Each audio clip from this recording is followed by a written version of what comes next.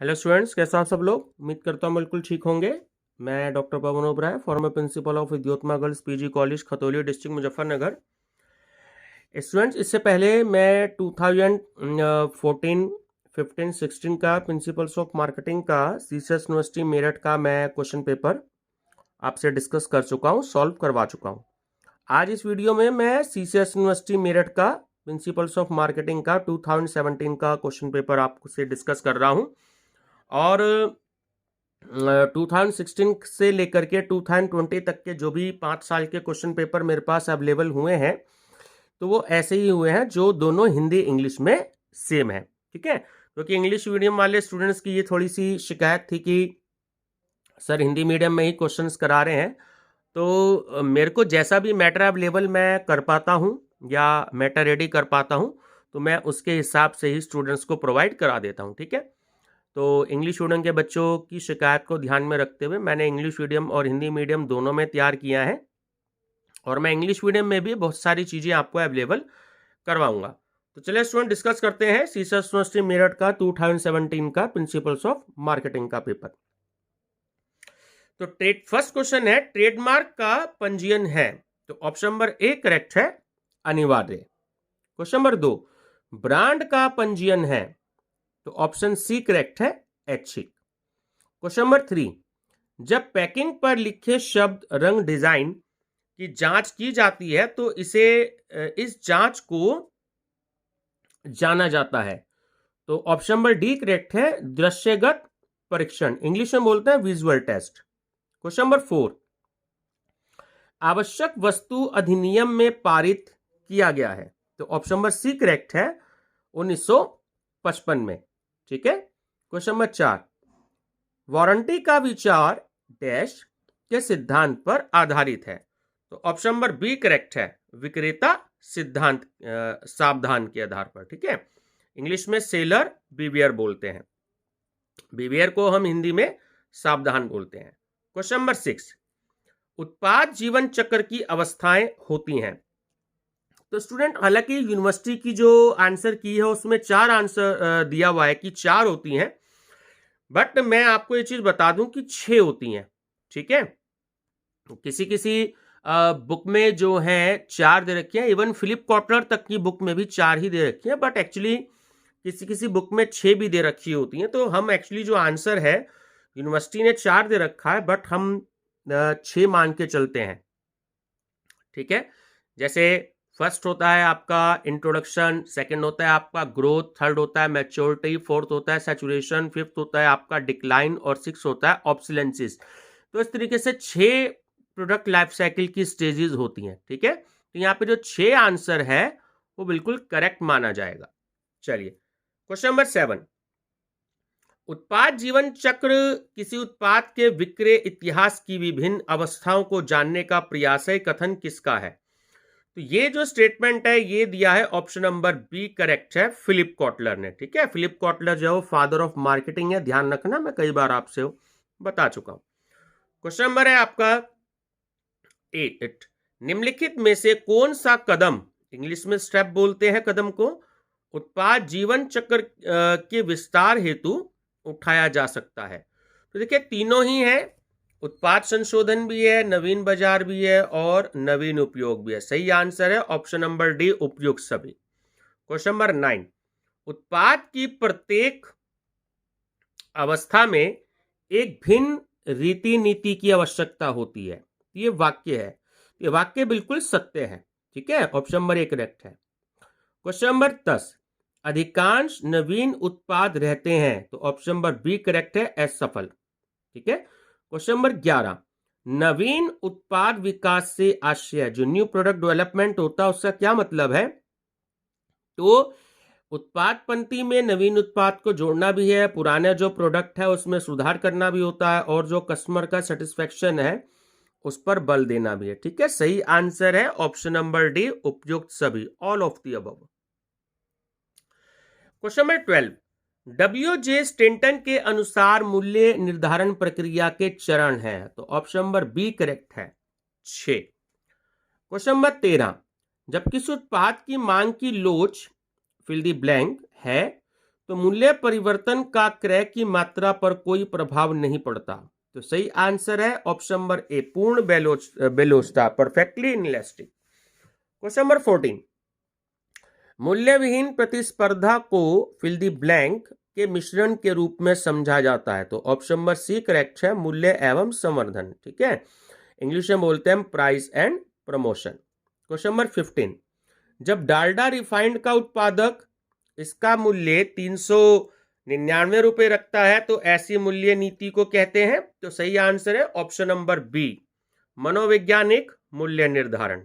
ठीक है, question number 16, एक नई वस्तु का मूल्य निर्धारित करते समय उत्पादक अपना सकता है। तो क्या, देखिए तीनों ही जो प्राइस पॉलिसी होती हैं, मूल्य नीतियां जो होती हैं, जो छेदक मूल्य नीति होती है और मलाई उतारने की मूल्य नीति होती है और मूल्य नेताओं की अनुकरण नीति होती है। तो सही आंसर है उपयुक्त सभी। क्वेश्चन नंबर 17, कि सीमांत लागत विधि में वस्तु के मूल्य निर्धारण के लिए फिल द ब्लैंक लागत ही माना जाता। तो चल, ऑप्शन नंबर ए करेक्ट है, इंग्लिश में वेरिएबल बोलते हैं चल को। ठीक है, क्वेश्चन नंबर 18, निम्नलिखित में से कौन सा वितरण वाहिकाओं का कार्य नहीं है। तो ऑप्शन नंबर ए करेक्ट है, उत्पादन का प्रबंध करना। क्वेश्चन नंबर 19, निम्नलिखित में से कौन सी प्रत्यक्ष वितरण की विधि नहीं है। तो ऑप्शन नंबर डी करेक्ट है, थोक विक्रेता द्वारा विक्रय। ठीक है, क्वेश्चन नंबर 20, थोक व्यापारी सेवाएं प्रदान करता है। तो ऑप्शन नंबर डी करेक्ट है, फुटकर व्यापारी एवं समाज के प्रति। क्वेश्चन नंबर 21, निम्नलिखित में से फुटकर व्यापारी की विशेषता नहीं है। तो ऑप्शन नंबर ए करेक्ट है, प्राय उधार पर माल बेचता है। क्वेश्चन नंबर 22, निम्न सूत्र प्रतिपादित किया है। देखिए जो सूत्र है D = T + FW + VW + S, तो ये दिया है option number C Philip Kotler ने। ठीक है, क्वेश्चन नंबर 23, प्रवर्तन मिश्रण जिसे हम इंग्लिश में बोलते हैं प्रमोशन मिक्स में क्या शामिल है। तो देखिए तीनों ही शामिल है, एडवर्टाइजमेंट एंड पब्लिसिटी भी है, पर्सनल सेविंग भी है और सेल्स प्रमोशन भी है। तो सही आंसर है ऑप्शन नंबर डी, उपयुक्त सभी। क्वेश्चन नंबर 24, व्यक्तिगत विक्रय पर्सन सेलिंग में क्या शामिल है। तो देखिए तीनों ही शामिल है, सेल्स भी शामिल होती है, किसी संस्था की ख्याति को बढ़ाना भी होता है, ग्राहकों की सेवा करना भी शामिल है। ठीक है, क्वेश्चन नंबर 25 को जो है वो यूनिवर्सिटी ने कैंसिल कर दिया है क्योंकि इसमें सही आंसर नहीं दिया, यूनिवर्सिटी ने कैंसिल कर दिया था। ठीक है, तो इसके बारे में हम डिस्कस नहीं करेंगे। क्वेश्चन नंबर 26, नमूनों का मुफ्त वितरण सम्मिलित है। तो ऑप्शन नंबर बी करेक्ट है, उपभोक्ता संवर्धन में। ठीक है, सेल्स प्रमोशन या उपभोक्ता संवर्धन। तो ऑप्शन नंबर बी करेक्ट है, कंज्यूमर प्रमोशन। क्वेश्चन नंबर 27, अंतरराष्ट्रीय विपणन की आवश्यकता क्यों महसूस की गई। तो ऑप्शन नंबर डी करेक्ट है, स्वदेशी बाजारों में बढ़ती प्रतिस्पर्धा के कारण। क्वेश्चन नंबर 28, विदेशी बाजारों में प्रवेश की विधियों में सम्मिलित है। तो ऑप्शन नंबर डी करेक्ट है। ठीक है, उसमें डायरेक्ट इन्वेस्टमेंट भी है और उसमें संयुक्त उपक्रम भी है और निर्यात भी है। तो ऑप्शन नंबर डी करेक्ट है, उपयुक्त सभी। क्वेश्चन नंबर 29, अंतरराष्ट्रीय विपणन जो इंटरनेशनल मार्केटिंग होती है उसमें क्या बेचा जाता है। तो देखिए तीनों ही बेचे जा सकते हैं, उसमें प्रोडक्ट्स भी बेचा जा सकता है, उसमें सर्विसेज भी बेची जा सकती हैं और उसमें जो विचार है, आइडियाज हैं वो भी बेचे जा सकते हैं। तो सही आंसर है ऑप्शन नंबर डी, उपयुक्त सभी। ठीक है, क्वेश्चन नंबर 30, अंतरराष्ट्रीय विपणन में प्रवेश का सर्वाधिक प्रचलित माध्यम क्या है। तो ऑप्शन नंबर ए करेक्ट है, अनुज्ञा पत्र। ठीक है, हम इसे इंग्लिश में लाइसेंस बोलते हैं। क्वेश्चन नंबर 31 बहुत ही इंपॉर्टेंट है, कई बार रिपीट हो चुका है, कि विपणन जीवन स्तर प्रदान करता है। Marketing is the delivery of living standard. तो ये डेफिनेशन किसने दी है। ये डेफिनेशन दी है ऑप्शन नंबर ए, पाल मजूर की। क्वेश्चन नंबर 32, कि विपणन में क्रय एवं विक्रय दोनों ही क्रियाएं सम्मिलित होती हैं। ये डेफिनेशन किसने दी है। तो ये डेफिनेशन दी है ऑप्शन नंबर ए, पाइले ने। ठीक है, क्वेश्चन नंबर 33, विपणन का कौन सा वाणिज्यिक कार्य नहीं है? ठीक है, तो सही आंसर है ऑप्शन नंबर सी, परिवहन, ट्रांसपोर्टेशन। क्वेश्चन नंबर 34, विपणन का कौन सा सहायक कार्य नहीं है? ऑप्शन डी करेक्ट है, भंडारण, जिसे हम इंग्लिश में स्टोरेज बोलते हैं। क्वेश्चन नंबर 35, विपणन के भौतिक वितरण कार्यों में शामिल है। ठीक है, तो परिवहन, ऑप्शन नंबर बी करेक्ट है। ठीक है, क्वेश्चन नंबर 36, पेट्रोल, खाना बनाने की गैस एवं पेपर, फिल द ब्लैंक, बाजार का के उदाहरण है। तो ऑप्शन नंबर ए करेक्ट है, विक्रेता। Question number 37, car, TV, scooter, cycle और pressure cooker, fill the blank, बाजार के उदाहरण है।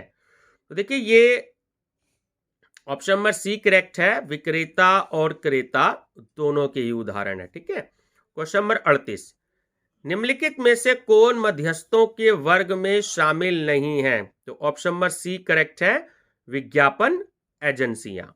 ठीक, क्वेश्चन नंबर है आपका 39, फुटकर व्यापारियों में शामिल है। तो देखिए तीनों ही शामिल हैं, जो श्रृंखलाबद्ध दुकानें हैं वो भी, फुटकर भंडार है वो भी, और जो डाक व्यापार संगठन है वो भी। तो सही आंसर है उपयुक्त सभी, ऑप्शन नंबर डी करेक्ट है। क्वेश्चन नंबर 40, सुविधा देने वाली संस्थाओं में शामिल हैं। तो देखिए तीनों ही ऑप्शन ठीक हैं, जो विपणन परामर्शदाता है वो भी शामिल है, जो विज्ञापन एजेंसियां वो भी शामिल है, और जो परिवहन कंपनियां हैं वो भी शामिल है। तो सही आंसर है उपयुक्त सभी, option number D. Question number 41, विपणन प्रबंध के पिता के रूप में किसे जाना जाता है? ठीक है, ये अक्सर मैं आपको बता ही चुका हूं कई बारी। तो ऑप्शन नंबर बी करेक्ट है, father of marketing is Philip Kotler. Question number 42, विपणन व्यय एक भार है। तो ठीक है, वो उपभोक्ता पर भी है, वो व्यवसायियों पर भी है, और वो उद्योग पर भी है। ठीक है, तो ऑप्शन डी है कि उपयुक्त में से कोई नहीं। ठीक है, तो ना तो वो उपभोक्ताओं पर है, ना वो व्यवसायियों पर है, और ना वो उद्योग पर है। ठीक है, उपयुक्त में से कोई नहीं, सही आंसर है option number D. Question number है आपका 43, विपणन अवधारणा लाभप्रद है। तो किसके लिए? उत्पादकों के लिए भी है, उपभोक्ताओं के लिए भी है, और अर्थव्यवस्था के लिए भी है। तो सही आंसर है ऑप्शन नंबर डी, उपयुक्त सभी। क्वेश्चन नंबर 44, पुरातन विपणन की विचारधारा है। जो पुरातन होता है ना, इसको हम इंग्लिश में ओल्ड बोलते हैं। तो जो ओल्ड मार्केटिंग कॉन्सेप्ट है तो वो है प्रोडक्ट ओरिएंटेड, ऑप्शन नंबर ए, उत्पाद अभिमुखी। क्वेश्चन नंबर 45, ग्राहक संतुष्टि, फिल द ब्लैंक, विपणन विचारधारा का मुख्य उद्देश्य है। तो ऑप्शन नंबर ए करेक्ट है, व्यापक। ठीक है, जिसे हम इंग्लिश में मैक्रो बोलते हैं। क्वेश्चन नंबर है 46, कारखाने में हम श्रृंगार सामग्री का उत्पादन करते हैं और दवा की दुकानों पर आशा बेचते हैं। ठीक है, बहुत इंपॉर्टेंट है, ध्यान रखिएगा। तो ये वाक्य किसने कहा है? तो ये जो स्टेटमेंट है ये दी है ऑप्शन नंबर बी, चार्ल्स रेवसन ने। क्वेश्चन नंबर 47, कंपनी का उद्देश्य ग्राहक उत्पन्न करना है, यह कथन किसका है? तो ये कथन है ऑप्शन नंबर ए, पीटर एफ ट्रकर का। ठीक है, क्वेश्चन नंबर 48, आधुनिक विपणन विचारधारा में फिल द ब्लैंक को मुख्य प्राथमिकता दी गई है। तो ऑप्शन नंबर बी सही है, ग्राहक, कस्टमर को। क्वेश्चन नंबर 49, विपणन प्रबंध का मुख्य उद्देश्य है। तो देखिए तीनों ही है, ग्राहकों का सृजन करना भी है, ग्राहकों का सेटिस्फेक्शन करना भी है, और कंपनी के जो प्रॉफिट है उसमें को भी बढ़ाना है। तो सही आंसर है ऑप्शन नंबर डी, उपयुक्त सभी। ठीक है, क्वेश्चन नंबर 50, विपणन मिश्रण रहते हैं। तो जो मार्केटिंग मिक्स होते हैं एलिमेंट्स, तो वो हमेशा परिवर्तनशील होते हैं। तो ऑप्शन नंबर ए आपका करेक्ट है। ठीक है, क्वेश्चन नंबर 51, विपणन मिश्रण के मुख्य तत्व क्या है? तो देखिए तीनों ही हैं, विक्रय शक्ति भी है, कीमत निर्धारण भी है, और विपणन अनुसंधान भी है। तो सही आंसर है ऑप्शन नंबर डी, उपयुक्त सभी। क्वेश्चन नंबर 52, ठीक है, देखिए तो हर बार आ रहा है, अब तक ये चौथा क्वेश्चन पेपर है आपका, तो इसमें भी आ रहा है ये। ठीक है, तो मैकर्थी के अनुसार विपणन मिश्रण के पी हैं, कितने हैं? 4, प्रोडक्ट, प्राइस, प्रमोशन और प्लेस। क्वेश्चन नंबर है आपका 53, अभिप्रेरणा अभिप्रेरण अनुसंधान की कौन सी विधि नहीं है? तो देखो ये जो तीनों दे रखी हैं, वर्ल्ड एसोसिएशन टेस्ट्स और थीमेटिक एप्रिसिएशन टेस्ट्स और डेप्थ इंटरव्यू, तो इनमें से कोई भी नहीं है। तो सही आंसर है option number D.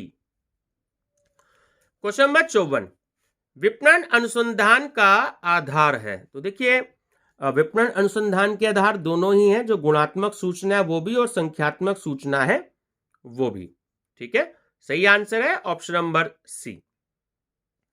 Question number 55, विपणन अनुसंधान बाजार अनुसंधान से अधिक विस्तृत है। ये वाक्य है, ये वाक्य बिल्कुल सत्य है। ठीक है, ऑप्शन नंबर ए करेक्ट है।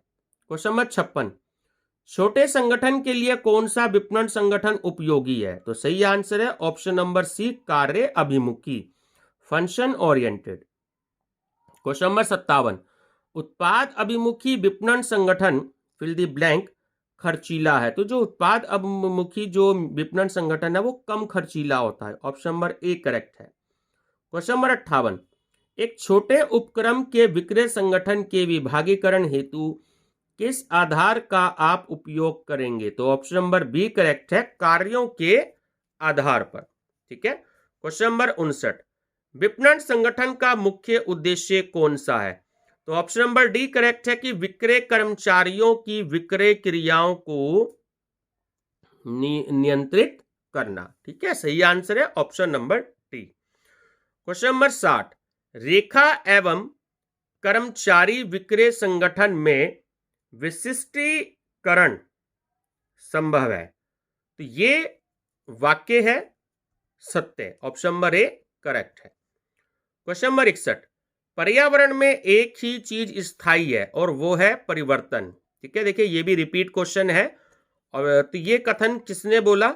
ये कथन दिया है ऑप्शन नंबर डी, एल्फिन टॉफलर ने। ठीक है। क्वेश्चन नंबर है आपका 62, विपणन पर्यावरण के बृहत पर्यावरणीय घटक हैं। तो कितने घटक हैं? ऑप्शन नंबर बी करेक्ट है, 6 घटक हैं। क्वेश्चन नंबर 63, भारत जैसे विकासशील देश के लिए व्यूह रचित विपणन नियोजन है। ऑप्शन नंबर ए करेक्ट है, आवश्यक है। क्वेश्चन नंबर 64, व्यू रचित विपणन नियोजन है। ऑप्शन नंबर ए करेक्ट है, विपणन क्रियाओं का विस्तार।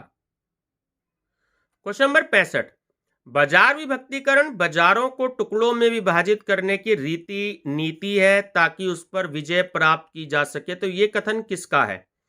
तो ये कथन है ऑप्शन नंबर बी, रॉबर्ट का। क्वेश्चन नंबर 66, निम्न नीति बाजार विभक्तीकरण से संबंधित है। तो देखिए तीनों ही है, उसमें अभेदित भी है, भेदित भी है और जो है संकेंद्रित भी है। ठीक है, इंग्लिश में हम बोलते हैं डिफरेंशिएटेड और कंसंट्रेटेड। ठीक है, ऑल ऑफ द अबव सही आंसर है ऑप्शन नंबर डी, उपयुक्त सभी। क्वेश्चन नंबर 67, बाजार विभक्तीकरण हित में है। तो देखिए वो व्यापारी के हित में भी होता है, उपभोक्ता के हित में भी होता है और उत्पादक के हित में भी होता है। तो सही आंसर है ऑप्शन नंबर डी, उपयुक्त सभी। क्वेश्चन नंबर 68, भारतीय क्रेता की प्रकृति है। ये भी रिपीट क्वेश्चन है। देखिए शिकायत करना भी होती है, सस्ता खरीदना भी होती है और सौदेबाजी करना भी होती है। तो सही आंसर है ऑप्शन नंबर डी, उपयुक्त सभी। ठीक है। क्वेश्चन नंबर है 69, ए एच मैस्लो के अनुसार आवश्यकताओं की क्रमबद्धता कितनी है? तो ये भी रिपीट क्वेश्चन है। ऑप्शन नंबर डी करेक्ट है कि 5। ठीक है। क्वेश्चन नंबर है आपका 70, क्रय करते समय किसी व्यक्ति के संपूर्ण व्यवहार को क्रय व्यवहार करना कहा जा सकता है। तो ये कथन किसका है? तो ये कथन है ऑप्शन नंबर सी, गोएथी का। क्वेश्चन नंबर 71, उपभोक्ता व्यवहार को प्रभावित ना करने वाला कौन सा आर्थिक घटक है? तो ऑप्शन नंबर डी करेक्ट है, सामाजिक आवश्यकताएं। क्वेश्चन नंबर 72, LIC का विज्ञापन नारा है कि जीवन के साथ भी और जीवन के बाद भी। तो ये उदाहरण है किसका? आपने अक्सर टीवी में ऐड देखा होगा, life insurance corporation of India का आता है LIC का, कि जीवन के साथ भी और जीवन के बाद भी। ये है ऑप्शन नंबर बी, भावनात्मक प्रेरणाओं का। ठीक है, भावनाएं जुड़ी हुई होती हैं। क्वेश्चन नंबर 73, बॉलीवुड नायिकाओं की पहली पसंद लक्स साबुन है। ठीक है, तो ये किसका उदाहरण है? तो ऑप्शन नंबर सी करेक्ट है, भावनात्मक प्रेरणाओं का। क्वेश्चन नंबर 74, शराब सिगरेट प्रसाधन सामग्री उदाहरण है। ठीक है, तो ऑप्शन नंबर डी करेक्ट है, सुखवादी उत्पाद के। क्वेश्चन नंबर 75, वस्त्र, मिठाइयां, बिस्किट और मक्खन डबल रोटी उदाहरण है किसका? सुखवादी उत्पाद की। ऑप्शन नंबर ए करेक्ट है। क्वेश्चन नंबर 76, उपभोक्ता व्यवहार के ज्ञानार्जन मॉडल को प्रतिपादित किया है। तो ऑप्शन नंबर बी करेक्ट है, पॉवलेवियन ने। ठीक है, क्वेश्चन नंबर 77 यूनिवर्सिटी ने कैंसिल कर दिया, तो इस पर हम डिस्कस नहीं करेंगे। क्वेश्चन नंबर 78 के उपभोक्ता क्रेता उत्पादों को क्रय करता है। तो ऑप्शन नंबर डी करेक्ट है, स्वयं एवं परिवार के लिए। क्वेश्चन नंबर 79, एक उपभोक्ता फिल द ब्लैंक सूत्रों से क्रय सूचनाएं एकत्रित कर सकता है। तो ऑप्शन नंबर सी करेक्ट है, औपचारिक भी और अनौपचारिक भी। इंग्लिश में इसे फॉर्मल और इनफॉर्मल बोलते हैं। क्वेश्चन नंबर 80, निम्न में क्रय सूचनाओं के औपचारिक स्रोत का भाग नहीं है। ऑप्शन नंबर बी करेक्ट है, फर्म का संरक्षण। क्वेश्चन नंबर 81, ये भी रिपीट है कि उत्पाद अवधारणा शब्द का सबसे पहले उपयोग किसने किया है। तो ऑप्शन नंबर डी करेक्ट है, थियोडोर लेविट। क्वेश्चन नंबर 82, उत्पाद अंतर्लय, ठीक है, जिसे हम इंग्लिश में प्रोडक्ट मिक्स बोलते हैं, मुख्यतः प्रभावित होता है। तो किससे होता है? उत्पाद से भी होता है, वित्तीय से भी होता है और विपणन से भी होता है। तो सही आंसर है ऑप्शन नंबर डी, उपयुक्त सभी। क्वेश्चन नंबर 83, उपभोक्ता उत्पादों का उपवर्गीकरण है। तो देखिए तीनों ही है, सुविधाजनक उत्पाद भी है, बिक्री उत्पाद भी और विशिष्ट उत्पाद भी है। तो सही आंसर है ऑप्शन नंबर डी, उपयुक्त सभी। ठीक। क्वेश्चन नंबर 84, सुविधा उत्पाद की मुख्य विशेषताएं। तो तीनों ही है कि क्रय की अधिक बारंबारता और शीघ्र उपयोग और उत्पाद टिकाऊ नहीं होते। तो सही ऑप्शन है ऑप्शन नंबर डी, उपयुक्त सभी। क्वेश्चन नंबर 85 कि फर्नीचर, महिला परिधान, कीमती साड़ियां और महंगे बर्तन उदाहरण है किसके हैं? तो सही आंसर है ऑप्शन नंबर बी, बिक्रीगत उत्पाद के। Question number 86, RS. डावर के अनुसार उत्पाद के प्रमुख प्रकार होते हैं। तो सही आंसर है option number B, 3। Question number 87, fill the blank, उत्पादों के ग्राहकों की संख्या अधिक होती है। तो सही आंसर है ऑप्शन नंबर ए, उपभोक्ता। Question number 88, fill the blank, उत्पादों की मांग स्वयं जनित मांग होती है। तो सही आंसर है ऑप्शन नंबर ए, उपभोक्ता। क्वेश्चन नंबर 89, टिकाऊ माल के विक्रय की स्थिति में अधिक जोर दिया जाता है। तो तीनों पे दिया जाता है, जो पर्सन सेलिंग है उस पर भी, जो आफ्टर सेल सर्विस होती है उस पर भी, और जो अधिक प्रॉफिट होता है उस पर भी। ठीक है, सही आंसर है ऑप्शन नंबर डी, उपयुक्त सभी। क्वेश्चन नंबर है 90, ऊर्ध्वमुखी व्यापार से क्या तात्पर्य है। तो ऑप्शन नंबर ए करेक्ट है कि उच्च कीमत वाले उत्पाद को उत्पाद रेखा में जोड़ना। क्वेश्चन नंबर 51, उत्पाद विभिन्नीकरण रीति नीति का मुख्य उद्देश्य है। तो ऑप्शन नंबर ए करेक्ट है, समस्त बाजार की सामान्य सेवा।